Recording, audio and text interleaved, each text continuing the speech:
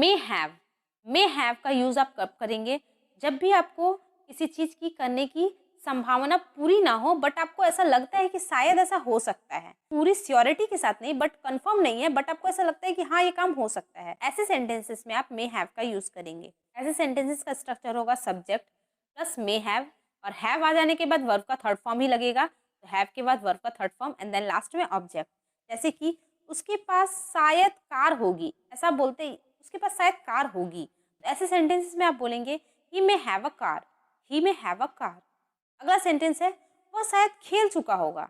जैसे कि आपका फ्रेंड आता है और पूछता है तुम्हारा छोटा भाई क्या कर रहा है, तो आप बोल सकते हो वो शायद खेल चुका होगा। तो ऐसे सेंटेंसेस में बोलेंगे he may have played, he may have played. अगला सेंटेंस है तुम शायद पढ़ चुके होंगे। ऐसे सेंटेंसेस में आप बोलेंगे you may have studied, you may have studied.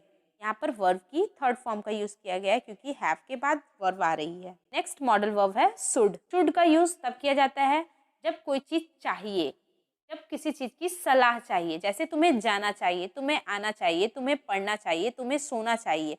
किसी चीज की सलाह आप किसी को दे रहे हैं या फिर सलाह किसी से ले रहे हैं, ऐसे सेंटेंसेस में शुड का यूज किया जाता है। तो सबसे पहले सेंटेंस में सब्जेक्ट आएगा, उसके बाद शुड का यूज होगा, देन वर्ब की first form and then last में ऑब्जेक्ट लगाएंगे। जैसे कि तुम्हें जाना चाहिए, यू शुड गो। आप किसी को एडवाइस दे रहे हैं, बहुत रात हो गई है खेलते, आपका फ्रेंड आपके घर आया है, बहुत रात हो गई है खेलते खेलते, तो आप उसको बोलते हैं तुम्हें अब जाना चाहिए, तुम्हारी मम्मी तुम्हारी चिंता करेगी, तो आप उन्हें बोलेंगे तुम्हें जाना चाहिए, यू शुड गो। उसे सोचना चाहिए, वी शुड थिंक। हमें पूछना चाहिए, we should ask, we should ask. अगला जो मॉडल वर्ब है वह है शुड बी।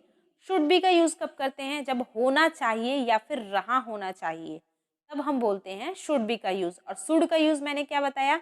जब भी आपको शुड का यूज कब करेंगे? जब आपको सलाह चाहिए या फिर सलाह चाहिए दे रहे हैं या फिर सलाह ले रहे हैं, तब शुड का यूज करेंगे। और शुड बी का यूज करेंगे जब होना चाहिए या फिर रहा होना चाहिए। ऐसे सेंटेंसेस में सबसे पहले हम किसका यूज करेंगे? सब्जेक्ट, उसके बाद should be, then other words का यूज करेंगे। तो चलिए सेंटेंसेस को देखते हैं। उसे घर पर होना चाहिए। देखिए यहाँ पर होने चाहने की बात कही जा रही है, तो सेंटेंस में सबसे पहले सब्जेक्ट लगेगा, उसके बाद शुड बी, उसके बाद अदर वर्ड्स है तो वो लगेगा। तो he should be at home, he should be at home. तुम्हें घर पर होना चाहिए या फिर उसे घर पर होना चाहिए, he should be at home. मुझे खेल रहा होना चाहिए। देखिए यहाँ पर कोई काम होने की बात कही गई है, मतलब यहाँ पे वर्ब की बात कही जाएगी। तो यहाँ पर मैं बोलूँगी आई। देखिए यहाँ पर आई छूट चुका है, सॉरी इसके लिए sorry. I should be playing, I should be playing. मुझे खेल रहा होना चाहिए, आई शुड बी प्लेइंग। मान लीजिए अभी आपका खेलने का टाइम हो रहा है और आप अभी सो रहे हैं, तो आप अपने मन में बोल रहे हैं अभी तो मुझे खेल रहा होना चाहिए, मैं सो रहा हूँ। तो वहाँ पर आप इंग्लिश में अपने आप से बोल सकते हैं आई शुड बी प्लेइंग, मुझे खेल रहा होना चाहिए।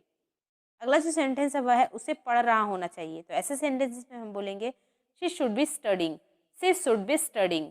उसे पढ़ रहा होना चाहिए। अगला मॉडल वर्ब है कैन। कैन का यूज हम तब करते हैं जब किसी चीज की एबिलिटी की बात कही जाती है।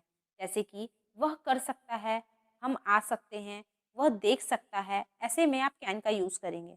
तो सेंटेंस में सबसे पहले स्ट्रक्चर देखते हैं। स्ट्रक्चर में सब्जेक्ट, उसके बाद कैन, कैन के साथ वर्ब की फर्स्ट फॉर्म, उसके बाद ऑब्जेक्ट का यूज करेंगे। तो सेंटेंस देखते हैं। वह कर सकता है, he can do, he can do. हम आ सकते हैं, वी कैन कम, हम आ सकते हैं, वी कैन कम।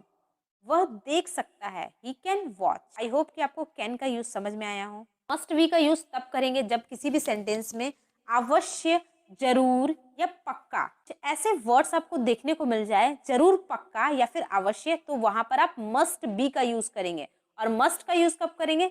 जहां पे पॉसिबिलिटी 20% तक ही हो, वहां पे मस्ट का यूज किया जाता है। और मस्ट बी का यूज किया जहां पे पॉसिबिलिटी 50% हो, वहां पे मस्ट बी का यूज करेंगे। क्लियर? अगर पॉसिबिलिटी 20% तक हो तो मस्ट का यूज, अगर 50% तक हो तो मस्ट बी का यूज करेंगे। ओके, बी उसको ज्यादा हाईलाइट कर देता है, इसकी पॉसिबिलिटी बढ़ जाती है, इसलिए मस्ट बी का यूज करेंगे। तो सेंटेंस का स्ट्रक्चर क्या होगा? सबसे पहले सब्जेक्ट, उसके बाद must be, then other words आएगा। तो चलिए सेंटेंस को देखते हैं। वह पक्का घर पर हो सकता है। देखिए यहाँ पर पक्का बोला जा रहा है, मतलब यहाँ पे मस्ट बी का यूज करेंगे। तो सेंटेंस को इंग्लिश में कन्वर्ट करते हैं। He must be at home, he must be at home. अगला सेंटेंस है वह पक्का देख रहा होगा। He must be watching, he must be watching. यहाँ पर काम होने की बात कही जा रही है, तो मस्ट बी के साथ वर्ब का फोर्थ फॉर्म का यूज किया जाता है।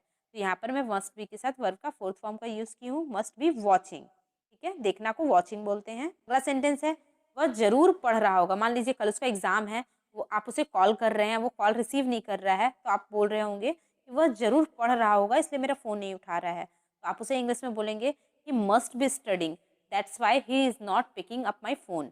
आई होप कि आपको सारे मॉडल वर्ब अच्छे से समझ में आ गई हो। मैंने अपनी पूरी कोशिश की है कि मैं अपनी बातों को आप तक अच्छी तरीके से पहुंचा पाऊँ। चलिए, आज की वीडियो को यहीं पर स्टॉप करते हैं। अगर आपको ये वीडियो अच्छी लगी हो तो प्लीज़ वीडियो को लाइक करें, चैनल को सब्सक्राइब करें। तब तक के लिए कीप लर्निंग।